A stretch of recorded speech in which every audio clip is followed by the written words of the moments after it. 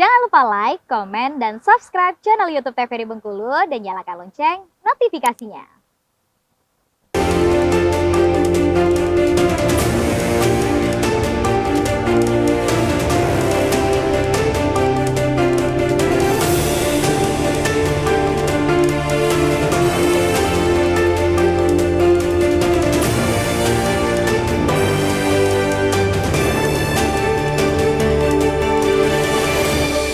Ya pemirsa, Anda kembali menyaksikan Brendo TVRI Bengkulu edisi hari ini dengan tema menakar partisipasi pemilih pada pemilu 2024 yang akan segera kita hadapi. Bersama dengan kedua narasumber kita, ada Bapak Dodi Hendra dari selaku Komisioner KPU Provinsi Bengkulu dan Bapak Mardiansyah selaku akademisi dari UIN Fatmawati Soekarno Bengkulu. Saya ingin ke Pak Dodi ini Pak, terkait dengan kita berbicara kendala yang dihadapi penyelenggara walaupun tugas untuk memberikan edukasi politik, memberikan edukasi bahwa menggunakan hak suara ini adalah tugas dari seluruh elemen stakeholder, bahkan tugas dari seluruh masyarakat Indonesia. Hambatannya terkait dengan pendataan ini Pak, karena kita melihat sekarang juga kan KTP seumur hidup, bahwa tidak ada kewajiban untuk ketika pindah domisili itu tidak ada kewajiban seolah-olah kan bagi masyarakat, padahal kan seharusnya ketika pindah domisili ya secara pendataan juga harus diurus kepindahannya kan. Kita melihat fenomenanya sekarang kan banyak sekali yang tidak diurus, sehingga ini Pak, sejauh apa akan menghambatnya Pak? Ya, jadi kan memang terkait dengan banyaknya data secara akumulatif misalnya bukan fiktif, tapi data ini tidak ditemukan dalam proses pencokletan kemarin. Jadi proses coklat kemarin kan bagaimana kita mendapatkan data dari Mendagri melalui Dukcapil ke Mendagri melalui ke KPU, dan kami mendistribusi ke bawah kepada panitia coklat. Nah, panitia coklat ini kan mencocokkan dengan data yang dia punya, yang dikasihkan tadi. Nah, selagi ini bisa cocok, maka dikatakan bahwa datanya adalah valid. Tapi pertanyaannya adalah terkait dengan data yang tidak diketemukan pada proses coklat kemarin. Ini yang jadi problem. Karena bagi kami, bagi pemerintah daerah, bahwa datanya ada orangnya. Karena terdata dalam bentuk capil. Di capil itu data orangnya. Data elemen datanya lengkap. Tapi orangnya nggak ketemu. Nah ini jadi problem. Kenapa?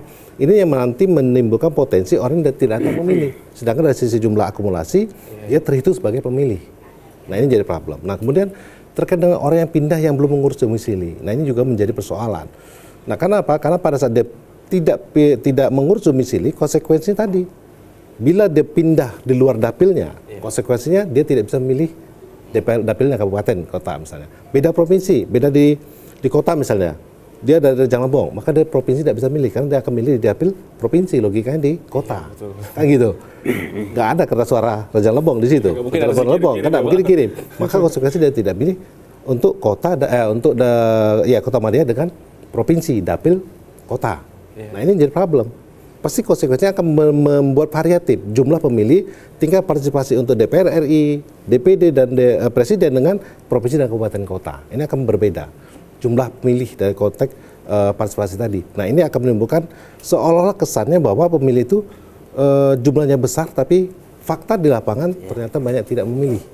Ini akan menimbulkan menimbulkan kesan tidak legitimate lah seperti itu. Nah maka kita tetap mendorong hari ini bagi pemilih yang pindah domisili hari ini secepatnya untuk berkoordinasi kepada KPU Kabupaten Kota setelah mendapatkan perbaikan KTP dan KK-nya untuk didata, sehingga nanti dia mendapatkan haknya untuk memilih di 5 kertas suara tersebut. Makanya idealnya sebenarnya memang pindah domisili yang tercatatkan di Dukcapil ya Bapak. Betul, karena memang banyak sekali hak-haknya yang akan, apalagi sampai beda provinsi itu ya. Betul. Kabupaten kota nggak kena tuh. Di provinsinya juga cuma milih presiden. Cuma milih presiden jadinya. Kalau Pak Mardiansyah sendiri melihat dan menganalisis ini seperti apa Bapak? Karena memang penyelenggara pemilu dalam hal ini juga sedikit kesulitan dalam hal pendataan, karena kan yang tidak mungkin pemilih ini dipaksa oleh penyelenggara, kamu sudah pindah 5 tahun nih segera urus, kan nggak mungkin satu persatu di data seperti itu, karena kan ada stakeholder lain juga yang berperan dalam hal itu. Bapak memandangnya seperti apa? Ya itu problema sebenarnya itu. Di satu sisi KPU sudah melaksanakan tugasnya dengan baik, tapi itu tadi kesadaran masyarakat memang perlu didorong. Ya salah satu pendorongnya itu tadi saya minta kepada di samping KPU sampai ke jajaran paling bawah sampai ke KPPS, terus stakeholdernya mungkin katakanlah sampai ke lurah, RT, kepala desa. Maka saya minta juga kepada calon legislatif, ini yang penting ini untuk bagaimana hal-hal seperti ini itu cepat diatasi lah, katakan seperti itu. Mungkin ada pemilih-pemilih yang setia kepada caleg tertentu, tetapi setelah hari H mereka tidak bisa memilih. Maka itu kepada Bapak Ibu caleg mungkin itu di akar rumput grassroots calon pemilih Bapak Ibu coba ditanya seperti itu. Mungkin saya ditanya apakah memang sudah terdaftar, apakah Bapak sudah terdaftarnya di kampung atau di provinsi lain, itu problema. Nah, itu cara mengatasi agar hal-hal seperti ini dapat teratasi. Kalau tidak ada dukungan, dorongan dari pihak lain, katakanlah para Bapak Ibu caleg, mungkin ya KPU hanya seperti apa mendorong.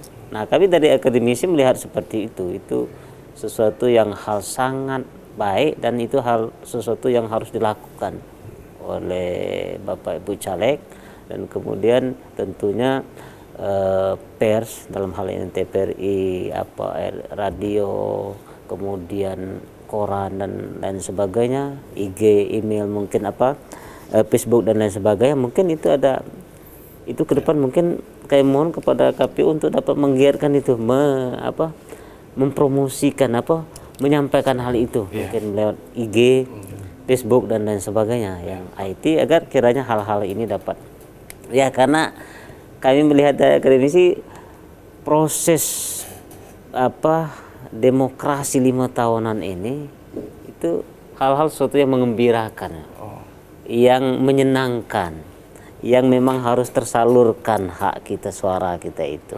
Tetapi kalau problema seperti ini dari tahun ke tahun, dari periode 5 tahunan terus seperti maka tadi harus didorong, salah satunya Bapak Ibu caleg. Itu kuncinya. Oke Bapak, kalau saya melihat dalam perspektif lain nih kan, kalau penyelenggara jelas ya Pak, pasti dari mulai tahapan pemilu ini dilaksanakan, sosialisasi terhadap calon pemilih, khususnya pemilih pula pasti sudah dilaksanakan. Seperti juga disampaikan tadi berkenaan dengan sosialisasi untuk pemindahan, sebetulnya pun sudah disosialisasikan dengan masif sebetulnya. Tapi kalau saya melihat dari perspektif lain, saya juga ingin meminta tanggapan Bapak selaku akademisi, mungkin karena tidak ada keharusan Bapak. Ketika masyarakat ini pindah, mungkin katakanlah sampai 4-5 tahun sekarang ini Bapak, masih banyak yang belum mengurus pindah domisilinya. Sehingga ini kan menjadi kendala dan tantangan sendiri bagi penyelenggara. Ini semuanya kembali lagi ke penyelenggara akhirnya. Seolah-olah tugas ini adalah tugas penyelenggara mutlak Bapak.